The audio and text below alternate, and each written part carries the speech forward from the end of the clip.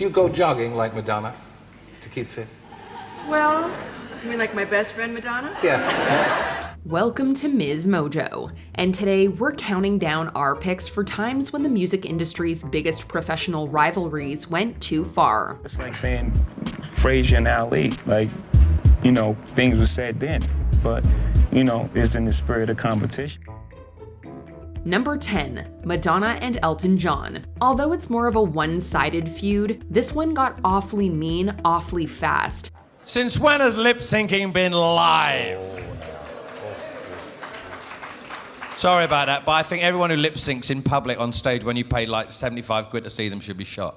Elton John made several comments about Madonna throughout the years, starting with his dig at her James Bond theme, Die Another Day. Every few years, John would emerge like a shade monster awakening from hibernation to accuse her of lip syncing, going after Lady Gaga, and looking like, quote, a fairground stripper. He would preface this by saying he's a fan. If Madonna had had any common sense, she would have made a record like Ray of Light, stayed away from the dance stuff, and just been a great pop singer and made great pop records, which she does brilliantly. But no, she had to prove that she was like... Madonna, in response, kept it classy by thanking him for being a fan.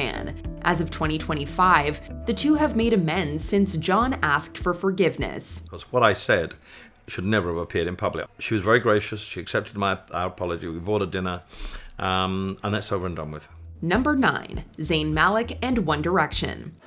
I love those guys. They're my brothers. Niall, Liam, Louis, and Ringo.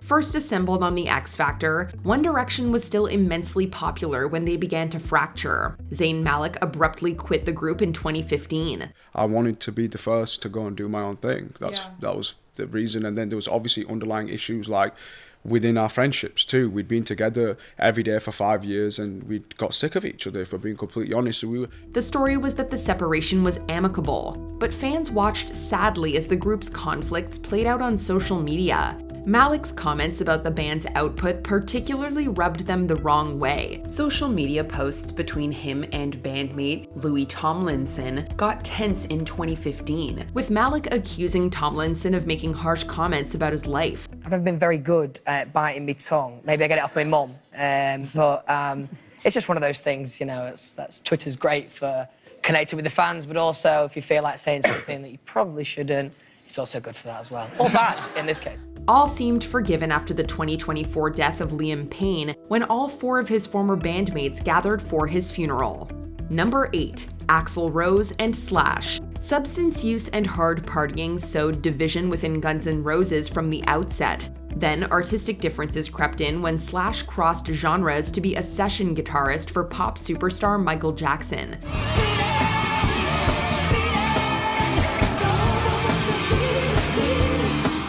Rose felt this was at odds with the group's artistic direction, leading him to pull in the reins on the group. He even tried to get them to sign contracts, giving him total control. Axl took over the band and reformed it under Guns N' Roses under his direction, and I chose not to join that configuration. Simple as that. So you formed another group, right? I formed a bunch of other bands since then. Slash would later say that one of the last straws was Rose bringing in another guitarist to play on their cover of the Rolling Stones' Sympathy for the Devil. It felt like the ultimate betrayal. The two badmouthed each other in the press for years before reuniting in 2015. Every time they bring it up, it just automatically makes you say negative stuff. Yeah. And so it's partly my fault because I generate a lot of ill will just by going out there and saying all kinds of negative stuff. So at this point, I'm just like, you know, I'm not really bitter about it, and I haven't been for a while. So I'd just rather not talk about it. Number 7, Noel Gallagher and Liam Gallagher. Right, what question do you think Liam is the most tired of being asked? Top 3 answers. 1, when's Oasis getting back together? How's your brother Noel? All that nonsense. Co-founding the British rock band Oasis, the Gallagher brothers have made headlines for years over their fraught relationship. Their fights became so well publicized that they actually released one of their arguments as a 2-sided record. But it wasn't all fun and games. The feud got physical more than once. The beef continued even as the band continued its run into the 2000s, becoming a marketable part of their image. You slap each other on Twitter and then you phone each other up afterwards and have a laugh. Yeah. Oh God, no, that's well for real, man. Is it really? Yeah. We don't like each other, man. The band ultimately broke up in 2009 when the Gallaghers got into another brawl backstage. Noel left the tour and the group as a result. Though Oasis got back together for a reunion tour in 2025, the brothers' decades-long history of trading quips in the media loomed large in everyone's minds. Oh, who would win most? It was pretty even towards the end. I did leave on a high, though. Number 6, Ice Cube and N.W.A. This one cut deep for a lot of reasons. It wasn't just a standard professional rivalry. Once Easy was against me, Jerry convinced Easy I was a troublemaker. So then Easy started to talk to everybody, and then, pretty soon, I was the odd man out. Ice Cube was once a member of N.W.A., along with original members Dr. Dre and the late Eazy-E. Disputes over earnings and songwriting credit led to Ice Cube departing the group in 1989 at the very height of their stardom. The more you look, the more you find. And, I confronted them, and they'd rather, make me the enemy and instead of rectifying the situation. And so I left. The bad blood was immediate, and so were the diss tracks. The culmination of their war of words is probably Ice Cube's scathing No Vaseline. And now I see you on a video with Michelet, looking like straight bozos. I saw it coming, that's why I went solo. Dr. Dre and Ice Cube eventually reconciled after the death of Eazy-E in 1994. They've since collaborated again, including on the 2015 biopic Straight Outta Compton. It's hard to listen to those songs now, cause we cool, I love Dre and Ren and Easy and Yella. Yeah. They're my guys. Number 5, Nas and Jay-Z. You know the beef is bad when somebody's mom has to step in. Jay was like on the radio, and he was like, yo, mom said chill. His mom was telling him it was like, and my mom, bless her, was listening. And I was like, wow, that's what I knew. We both went too far. Jay-Z and Nas's beef was a professional competition that got out of hand. Throughout the late 90s and early 2000s, the rappers engaged in a back and forth of referencing each other in increasingly insulting lyrics.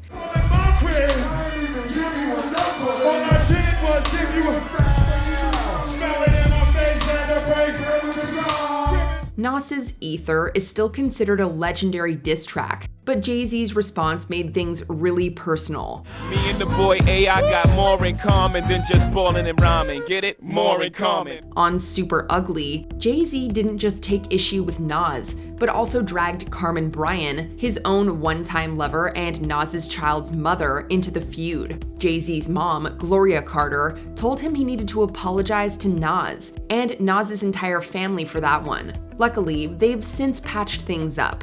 We really have a good relationship. We laugh. We don't even, that thing is so far past, and I understand why, even today, that thing is, I guess it's 11 years old, maybe longer, and like people still fascinated with it, but it's so far removed. It's so far in the background that we're not awkward around each other at all. Number 4, Kanye West and Taylor Swift. No one's getting excused from this narrative. In 2009, Kanye West created a huge splash when he interrupted Taylor Swift's VMA acceptance speech and declared Beyoncé the real winner.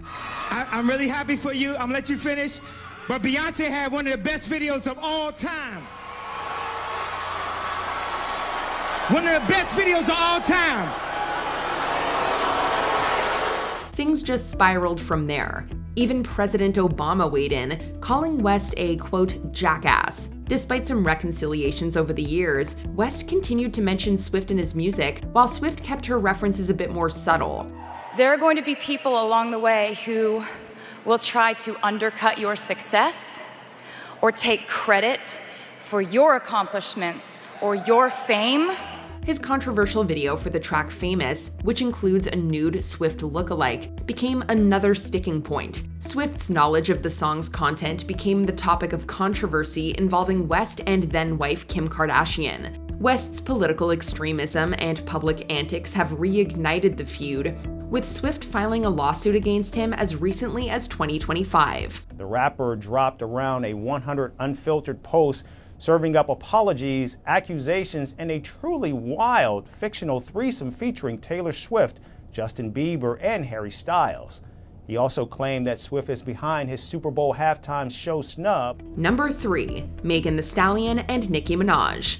When we say it's hot girl summer, we ain't talking about degrees. Who won't follow me? Like who don't follow me? She's had beef with Mariah Carey and Lil Kim. Things even got physical with Cardi B at New York Fashion Week. But Nicki Minaj's clash with former collaborator Megan Thee Stallion was the most vicious. Although their beef had been brewing as early as 2021, it became inflamed by Megan's mention of Megan's Law in her track Hiss. These hoes don't be mad at Megan. These hoes mad at Megan's Law. I don't really know what the problem is, but I guarantee y'all want me to start. This was seen as a dig at Minaj, as her husband and brother are both registered sex offenders. Minaj launched a war, making social media videos about Megan and referencing the recent death of her rival's mother. She was lying on your dead mama. I'm not your dead mama. Lying on your dead mama. Lying on your dead mama. Minaj's response track, Bigfoot, also publicly mocked Megan's shooting in 2020. The single was not as critically acclaimed, but fans are still taking sides. Number 2, Drake and Kendrick Lamar. I want to perform their favorite song, but you know they love to sue. What song? Yeah, that song. Although this beef exploded in 2024, it was years in the making. It was originally a diss track war involving Drake, Kendrick Lamar, and J. Cole, who had the good sense to bow out before things got heated. Things took a turn when Drake dropped Family Matters. Could've left the kids out of this, don't blame me. You a dog and you know it, you just play sweet. The song sees him questioning the paternity of Lamar's son and accusing him of abuse. This led to an all-out nuclear war, with Lamar dropping some of the most damning, incendiary, and hilariously catchy diss tracks that had the whole world rapping along. Why you trolling like a, ain't you tired? Trying to strike a chord and it's probably A minor. The end result? Lamar won 5 Grammys and headlined the Super Bowl halftime show, and Drake filed a lawsuit. Before we continue, be sure to subscribe to our channel and ring the bell to get notified about our latest videos. You have the option to be notified for occasional videos or all of them. If you're on your phone, make sure you go into your settings and switch on notifications. Number 1, the Notorious B.I.G. and Tupac Shakur. Police say controversial rap star Tupac Shakur was entering the street-level lobby of an 8th-floor recording studio near New York's Times Square after midnight when 3 robbers confronted him and his friend. In 1994, rapper and actor Tupac Shakur was the victim of a robbery and shooting. He accused Christopher Wallace, known by his stage names Notorious B.I.G. and Biggie Smalls, of having known about the attack beforehand. Wallace's song Who Shot Ya was interpreted as a diss track about the incident. Who shot ya? Separate the weak from the opsa. Leap hard to creep them Brooklyn streets. The feud came to a tragic end when both Shakur and Wallace were murdered in separate drive-by shootings within 6 months of each other. Their deaths are believed to be a major catalyst for the end of the East Coast-West Coast hip-hop rivalry. Despite at least one arrest and the identification of several murderers, the lives and deaths of Tupac Shakur and Biggie Smalls still spark curiosity nearly 30 years later. I think this is the most effective way to tell the story. It's a convoluted and complicated story, but at least this helps to put faces to names and put it together. Did any of these beefs shock you? Let us know in the comments. I was sitting here thinking about it as I was looking up this story, and I'm like, it's been going on for so long, since like 2019, 2020. I don't know what the issue is.